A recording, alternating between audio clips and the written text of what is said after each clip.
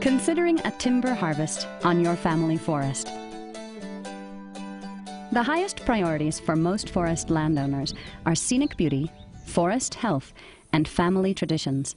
This program is about how timber harvesting can be used to promote these goals on your family forest. It is important to understand that intermountain west forests have evolved with disturbances like fire and insect outbreaks, both of which play critical roles in creating the forests we see today. Dramatic examples of these disturbances can be seen today over large portions of many western states, where bark beetles have killed many thousands of acres of mature forests. Many forestry scientists and practitioners believe that the dramatic change that accompanies these large-scale disturbances could be tempered by actively managing our forests. To manage family forest lands in ways that are compatible with landowner goals and beneficial to the forest itself, Utah State University Forestry Extension advocates thoughtful forest management done in cooperation with nature as a gentler way to guide forests through these inevitable changes. Well-planned and executed forestry operations can improve recreational and scenic values over the long run, while mimicking the changes that occur in nature. High-quality timber harvesting is one of the most important components of sustainable forest management. With careful planning and implementation, timber harvesting can result in more diverse and beautiful forests that are better able to withstand natural disturbances like insect outbreaks and wildfires. Any timber harvest should begin with the assistance of a trained professional forester who can help the landowner develop a forest management plan.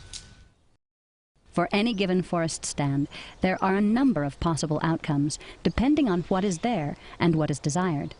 Ecologists use the term desired future condition to describe this picture of the forest in the future. For a landowner, this means you need to communicate your objectives and priorities to the professional forester you are working with. For example, what is the most important to you? Grazing? Recreation? Or both? I'm Eric Bretthauer. I'm the landowner here of about 2,300 acres in Kane and Garfield counties, Utah.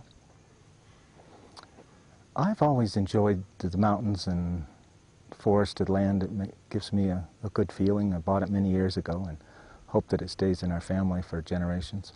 We erroneously thought that we didn't need to manage our forests. We could just let them go and not cut them, and everything would take care of itself, until one day I was being visited by a colleague of mine, and he suggested that our forests were in pretty bad shape and we needed to get aggressive and manage them, or we were going to lose them.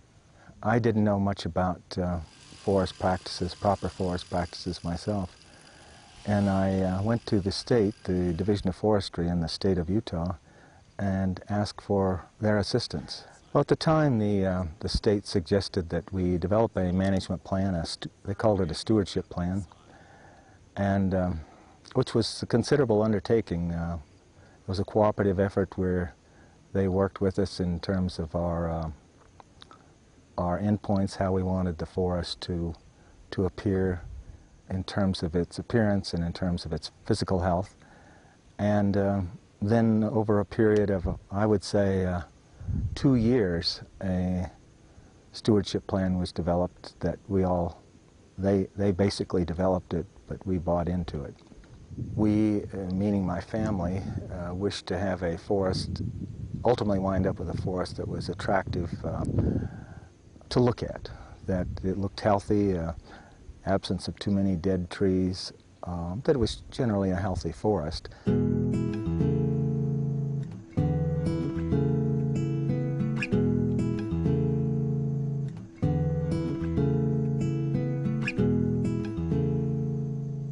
I'm Doug Page. I'm a forester, almost 25 years now practicing forestry. Landowners should, when they're managing a forest, they should consult with a forester, either a state forester or a private consulting forester.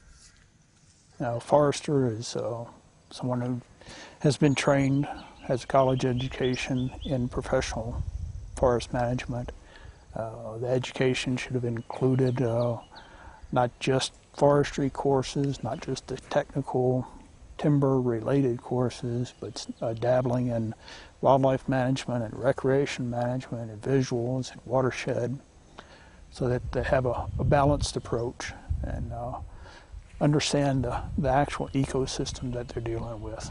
The professional forester has been trained to recognize situations, to understand what species, tree species you're dealing with, what the capability is of each tree species, what the limitations are.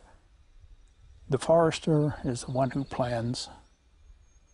He's the one who kind of directs what's going to be done, and then the logger is the implementer. He's kind of the one who practically says, well, this tree can come down, but it can't fall that way. It's got to fall in a certain direction because it has a lean or it has a certain defect to the tree. So there has to be a partnership there. Loggers can do a good job, and you can achieve good results and achieve the management objectives you have on the land.